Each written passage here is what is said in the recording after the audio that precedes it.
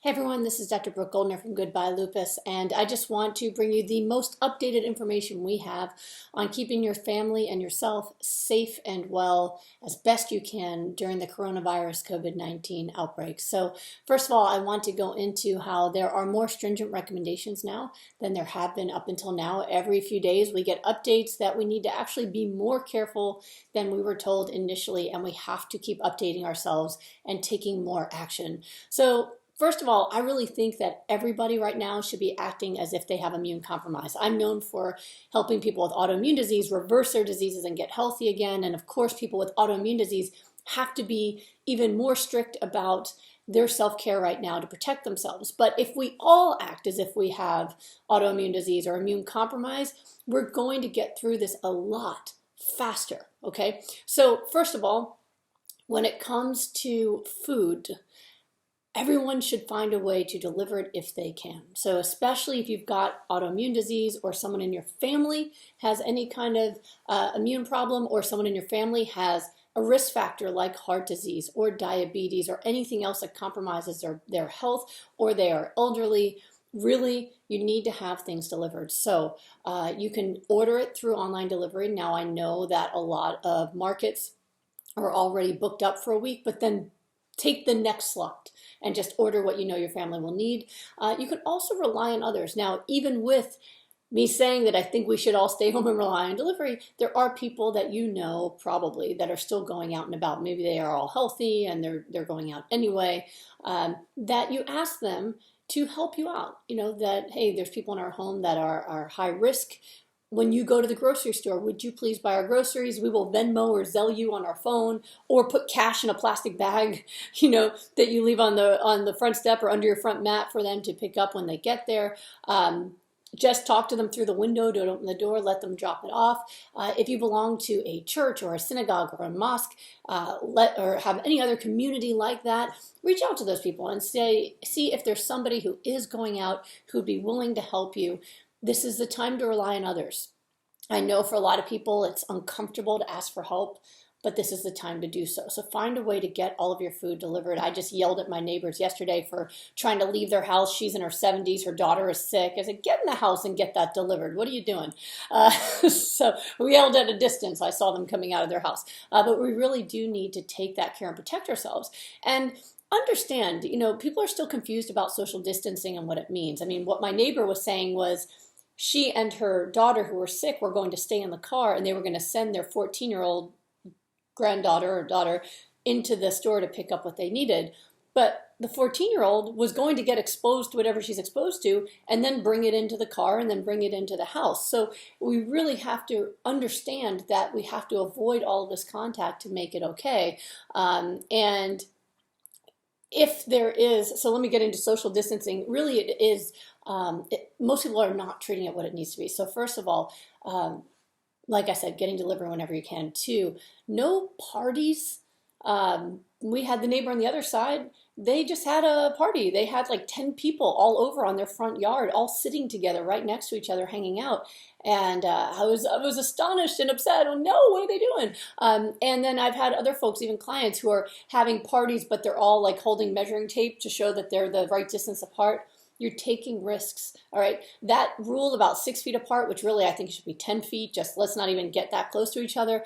That is for if you cannot avoid the fact that there's another person there, right? But don't invite or go to places where you're going to be around people. Realize for the shutdown rules, you're only supposed to be leaving the house if you need food or medicine or some other urgent need, and not to have a get-together where you're just sitting 6 feet apart from each other. It's really not a safe thing to do right now. We have to respect this, because if we don't do this, this is going to go on much longer. We have to really use the internet and the phone to do our social contact and not physically get together, even if we're going to sit apart from each other.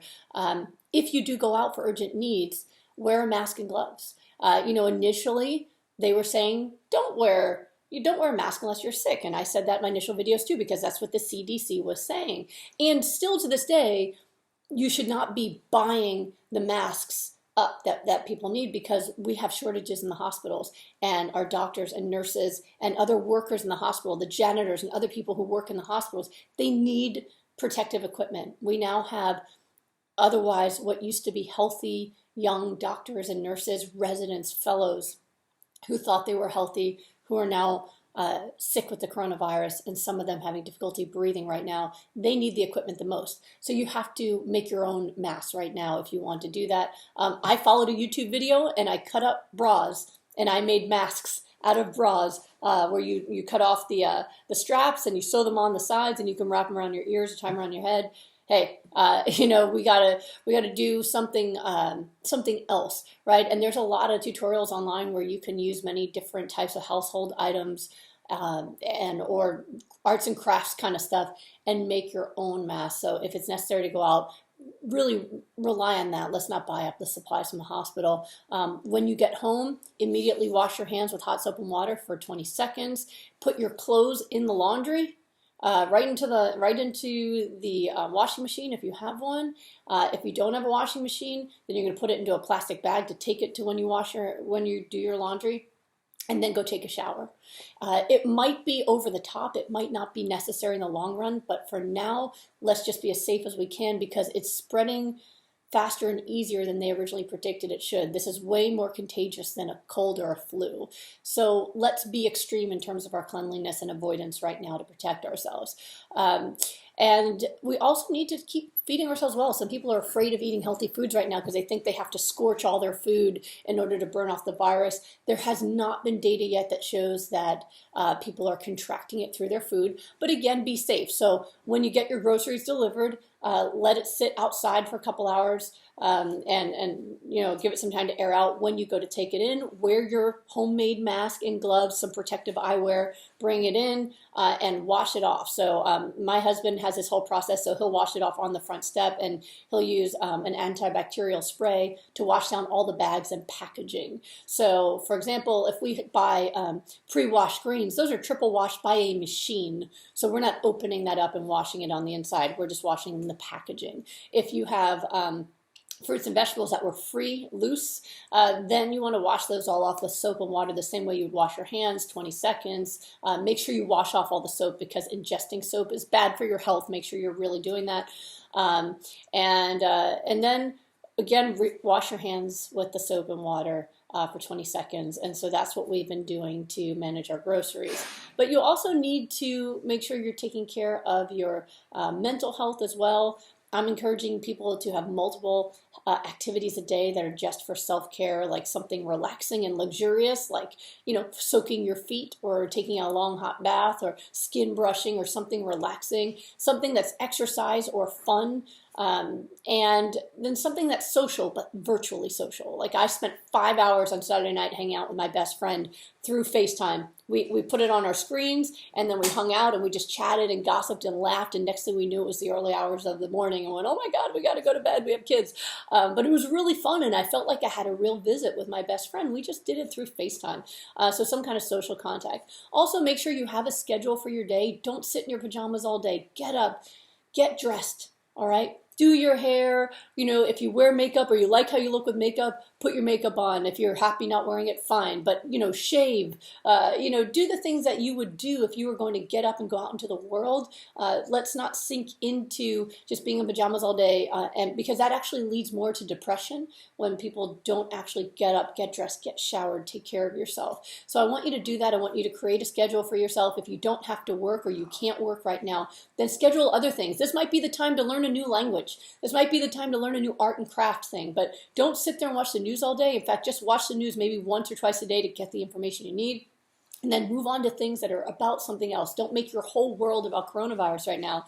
Coronavirus is just one thing we're dealing with, and we still have lives to live. So please, just like I tell people, don't make your life about your illness. Don't make your life about coronavirus either. Try to have as much richness to your life as you can right now, and that's going to help you survive this mentally and emotionally, and not just physically, all right? So eat your hyper-nourishing vegetables, get your raw vegetables in, your cruciferous vegetables, get your omega-3s in, your flax and your chia seeds, drink your water. You can go to smoothieshred.com and get free recipes for smoothies that we're using. We doubled down on our smoothies to keep our household super healthy through this. Drink a lot of water as well.